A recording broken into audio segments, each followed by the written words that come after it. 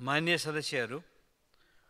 अब माननीय वन तथा वातावरण मन्त्री ऐनबहादुर शाही ठकुरीलाई छलफलका क्रममा उठेका प्रश्नहरूको जवाफ दिन अनुमति दिन्छु।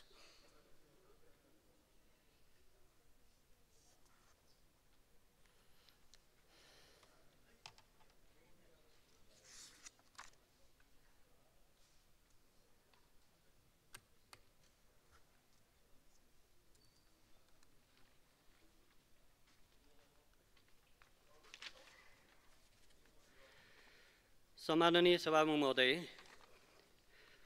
मोन्ट्रियल प्रोटोकलको किगाली संशोधनको सम्बन्धमा मान्यज्यूबाट अहिले जे जति सुझावहरू आएका छन् यसलाई हामी पूर्ण रूपमा ग्रहण गर्दै यस विषयमा धेरै छलफलहरू अस्तिको छलफलमा पनि आइसकेको अवस्था छ र मान्यज्यूहरूले उठाएका सबै कुराहरूलाई हामी यो कार्यान्वयनको क्रममा र यसलाई प्रभावकारी कार्यान्वयन गरिनेछ र यसलाई कानुनी संरचनाहरू पनि बनाइनेछ र यसको अन्तर्राष्ट्रिय प्रावधानहरूलाई पनि हामीले त्यही अनुसार नै पालना गर्दै हामीले आफ्ना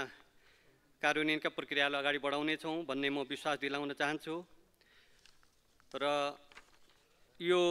प्रोटोकलमा किगाली संशोधनको कार्यान्वयनको जुन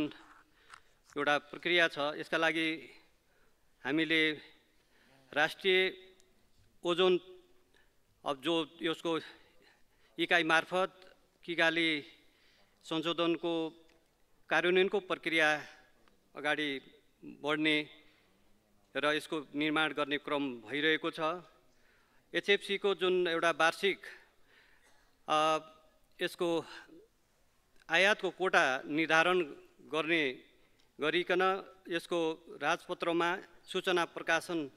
तयारी अवस्थामा रहेको छ र यो पास भइसकेपछि अनुमोदन भइसकेपछि त्यो प्रक्रिया पुरा हुनेछ र मोन्ट्रियल प्रोटोकलको यो बहुपक्षीयता जो छ यसको कोषबाट हामी जुन सहयोग प्राप्त गरिरहेका छौँ र यसले निरन्तर सहयोग प्राप्त गर्नेछ र यो हामी केही अझै ढिलो भइसकेका छौँ र यो विभिन्न कारणले अब ढिलो भएको कुरा हामी सबैलाई जानकारी छ। अब यो पास भयो भने यसले हाम्रा